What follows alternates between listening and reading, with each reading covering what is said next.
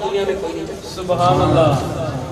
3 حیثیتیں، 3 طرح کی حیات، اور سرکار کی زندگی کے جو سفر ہیں، جن سفروں کو بڑا نمایاں اور ہائی لیٹر سے لکھا جاتا ہے تاریخ کے اندر، وہ سفر بھی سرکار کی زندگی کے 3 ہیں۔ جو تاریخ میں بڑے مشہور سفر ہیں وہ سفر بھی 3 ہیں۔ پہلا سفر سرکار کا ہے طائف کے علاقے کے۔ طائف میں جب آئے آپ گئے تو اس سفر کی داستان بچے بچے کو یاد ہے۔ طائف کا سفر آپ کی زندگی کا بڑا مشہور ہے۔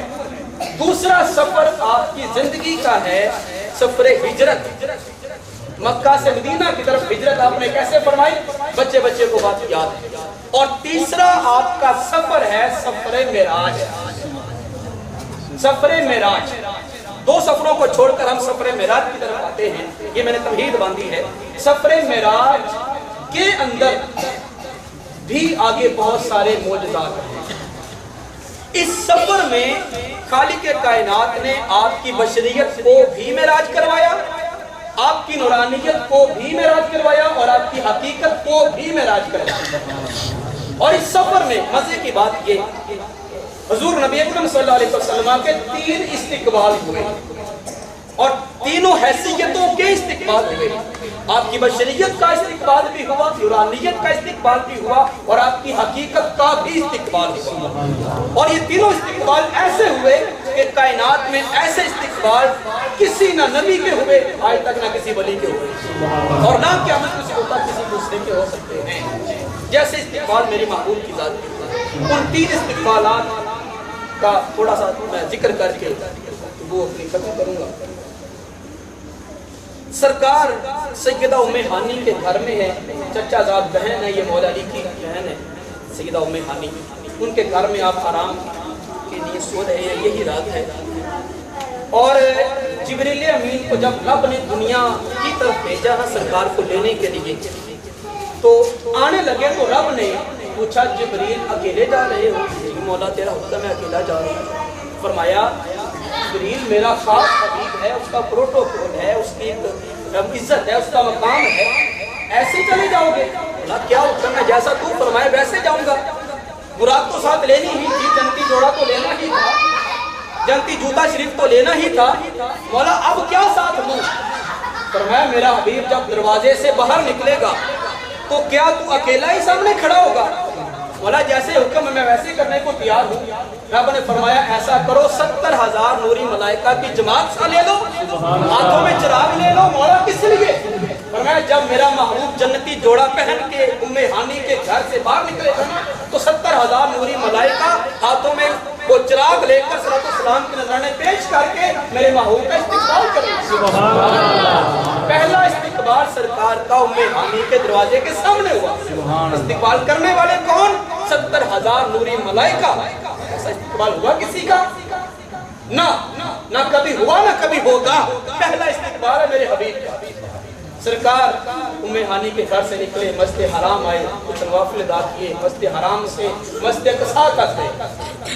یہ 2 مہینوں کی مسافت ہے پیدل چلنے کے اعتبار سے۔ مسجد اقصیٰ ابھی پہنچنے ہی والے ہیں۔ رب نے تمام انبیاء سے فرمایا جو قبروں میں تھے، قبروں والوں اٹھو اور مسجد اقصیٰ کے دروازے پہ پہنچ جاؤ۔ مولا کیا بات ہے، آج میرا حبیب جو ہے مسجد اقصیٰ جا رہا ہے۔ اے آدم، اے ابراہیم، اے موسیٰ و عیسیٰ، تم دنیا میں کہا کرتے تھے مولا مجھے نبی کیوں بنایا؟ اس محبوب کی امت میں شمار کرنا تھا، جو ابھی نیکی کا ارادہ کرے تو تو ثواب عطا فرماتا ہے۔ سبحان اللہ۔ مولا مجھے اس امت میں شمار کرنا تھا۔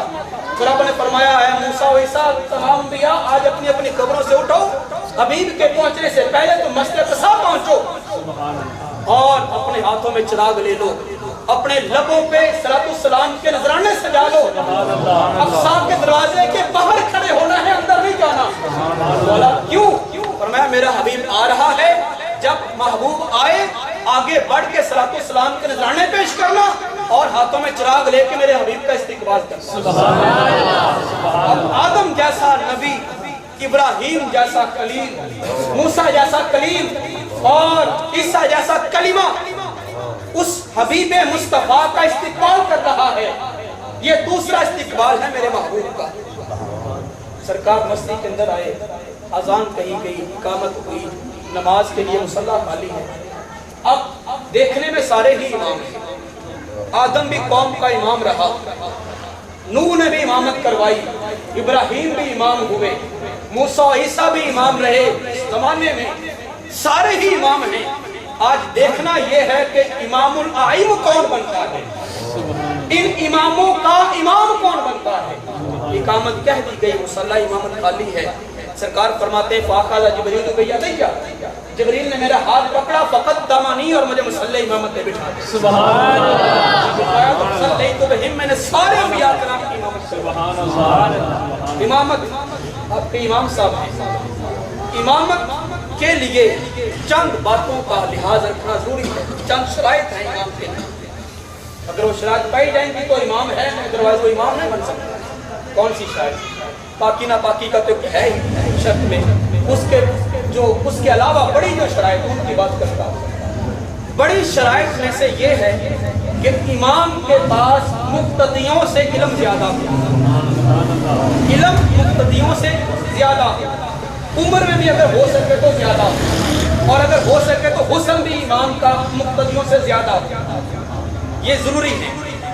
اب یوسف جیسا حسین بھی ہے مقتدیوں میں، سبحان اللہ۔ اگر ہم حسن کی بات کریں تو وہ حسن، وہ حسین کے رب نے 7 حصے جس کو پر خرچ کیا تھا، وہ یوسف بھی ہے۔ اگر ہم علم کی بات کریں تو تورات کا عالم بھی پیچھے ہے، انجیل کا عالم بھی کھڑا ہے، اور ابراہیم بھی ہے، موسیٰ و عیسیٰ کلیم سارے کھڑے ہیں۔ اگر ہم عمر کی زیادتی کی بات کریں تو ابراہیم نے 550 سال عمر گزاری، حضرت آدم نے 1000 سال عمر گزاری، نوح نے 950 سال عمر گزاری، لیکن امام کی شرائط میں ہے کہ امام کی عمر مقتدیوں سے زیادہ ہو۔ ماننا پڑے گا کہ سرکار کی عمر آدم سے بھی زیادہ، نوح سے بھی زیادہ، ابراہیم سے بھی زیادہ۔ اگر علم کا موازنہ کریں تو ماننا پڑے گا کہ سرکار کا علم موسیٰ سے بھی زیادہ، عیسیٰ سے بھی زیادہ، داؤد سے بھی زیادہ۔ اگر ہم حسن کی بات کریں تو انبیاء تو سارے ہی حسین تھے، لیکن ان حسینوں میں حضرت یوسف کو حسن پہ بڑا مان تھا کہ میں بڑا حسین ہوں۔ اگر ہم حسن کی بات کریں تو یوسف جیسا پیچھے ہے، مصطفیٰ امام بن کے آگے کھڑے ہیں۔ اچھا، یہ ساری باتیں بھی اگر درجہ عطم امام میں پائی جائیں، ایک سب سے بڑی شرط یہ ہے امام کے لیے، اس شرط کے بغیر مقتدیوں کی نماز نہیں ہوتی۔ 10 بندے ہیں نا، 10 بندے ملے جلے ہیں، ان میں مرد بھی ہیں، ان میں عورتیں بھی ہیں، اور نماز کا ٹائم ہوا، اذان ہو گئی۔ اتفاق ایسا کہ جتنے مرد ہیں، مردوں میں کوئی بندہ عالم نہیں ہے، نہ اس کو نماز پڑھنی آتی، نہ صحیح طرح سے پڑھانی آتی ہے، اور جو عورتیں ہیں، عورتوں میں ایک عورت حافظہ بھی ہے، قاریہ بھی ہے، معلمہ بھی ہے، عالمہ بھی ہے، اس کے بعد شریعت کا علم ہے۔ عورتیں سمجھو ساری ہی عالمہ، مرد سارے ہی جاہل، 10-12 بندے ٹولہ ان کا مجمع ہے، گروپ ہے ان کا۔ اب اذان ہوئی، اقامت ہوئی، اب آپ مجھے ایمانداری سے بتائیں کہ امام کون بنے گا؟ مرد امام بنے گا یا کہ ان عورتوں میں سے کوئی عورت امامت کروا دے گا؟ مرد کو تو نماز ہی نہیں پڑھانی آتی، مرد کو تو امامت کے فرائض ہی نہیں آتے۔ عورتیں ساری عالمہ، عورتیں ساری حافظہ و قاریہ، اب معلمہ اور عالمہ کو چھوڑ کر جاہل مرد ان کی امامت کیوں کروائے گا؟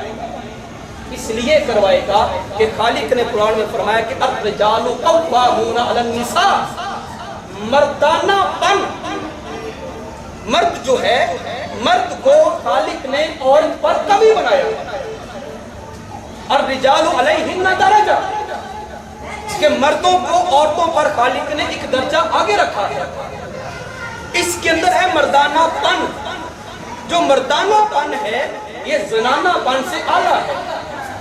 اگر جنسیت میں فرق آ جائے، مرد الگ جنس ہے نا، مردانگی ہے اس میں، اور عورت میں زنانہ پن ہے، وہ جنس الگ ہو گیا۔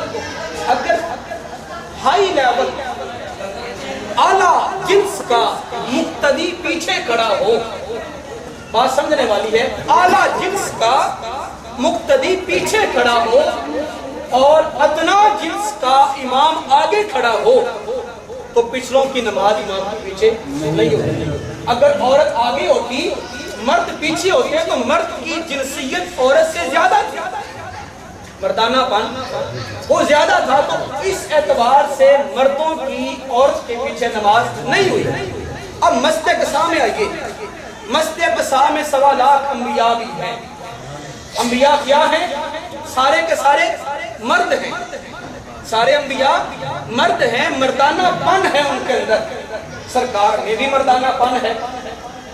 अब उसी मस्जिद क़सा में उन्हीं मुक्तदियों में जिब्रील भी खड़ा है, मीकाईल भी खड़ा है, इसराफील भी खड़ा है, 70,000 जो है सारे पीछे खड़े हैं। सुभान अल्लाह। अंबिया की नमाज तो हो रही है सरकार के पीछे, क्योंकि भी सारे बशर हैं, बशर हैं। आदम भी बशर, मुस्तफा भी बशर, मूसा भी बशर, मुस्तफा भी बशर, ईसा भी बशर, मुस्तफा भी बशर। इनकी नमाज तो जिनसियत एक होने की वजह से हो गई। अब आप ईमानदारी से बताएं कि जिब्रील की नमाज सरकार के पीछे हुई है कि नहीं हुई? अगर आप कहते हैं कि नहीं हुई, फिर आप बेशुमार हदीसों के मुनकिर बने।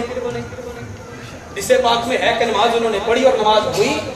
अगर आप कहें कि नमाज हुई है तो फिर मेरा आपके ऊपर एतराज है, कैसे हुई? उसे तो आप नूर मानते हैं, जिब्रील को, मीकाईल को, इसराफील को तो आप नूर मानते हैं, और सरकार को आप सिर्फ बशर मानते हैं। सुभान अल्लाह। तो जब बशर आगे खड़ा है, बशरियत जिन्स की एतबार से नूरानियत से कम है, बशरियत का दर्जा कम है, नूरानियत का ज्यादा है। सरकार को तो आप सिर्फ बशर मानते हैं और जिब्रील को नूर मानते हैं, तो नूर पीछे खड़ा है, बशरियत आगे खड़ी है। नूरानियत की बशरियत के वैसे नमाज कैसे होगी? लेकिन नमाज हुई है। क्यों हुई है? कि सरकार सिर्फ बशर नहीं है। सुभान अल्लाह। मैंने पहले अर्ज किया, सरकार सिर्फ बशर नहीं है, सरकार नूर भी है। सुभान अल्लाह। अच्छा, मैंने पहले ही बात की कि अगर सारे एक जैसे हो तो फिर देखा जाएगा ज्यादा इल्म वाला, तकवे वाला, मुत्तकी, इल्म उम्र वाला कौन है। अब जिब्रील भी नूर है, सरकार भी नूर है। अगर नूरानियत जिब्रील और सरकार की एक जैसी होती तो जिब्रील इमामत करवा देता, अंबिया की जिब्रील की इमामत करवा देता, मीकाईल करवाता, कोई दूसरा फरिश्ता करवा देता। लेकिन नहीं, अंबिया की इमामत सरकार ने करवाई और फरिश्तों की इमामत भी सरकार ही ने करवाई। मानना पड़ेगा कि अगरचे सरकार भी नूर और मीकाईल और इसराफील भी नूर, लेकिन जब मुआवजा करें तो सरकार की नूरानियत मीकाईल से भी ज्यादा, सरकार की नूरानियत इसराफील से भी ज्यादा, जिब्रील से भी ज्यादा। सुभान अल्लाह। तो हज़रात ज़िबकार, सरकार की नूरानियत तमाम फरिश्तों से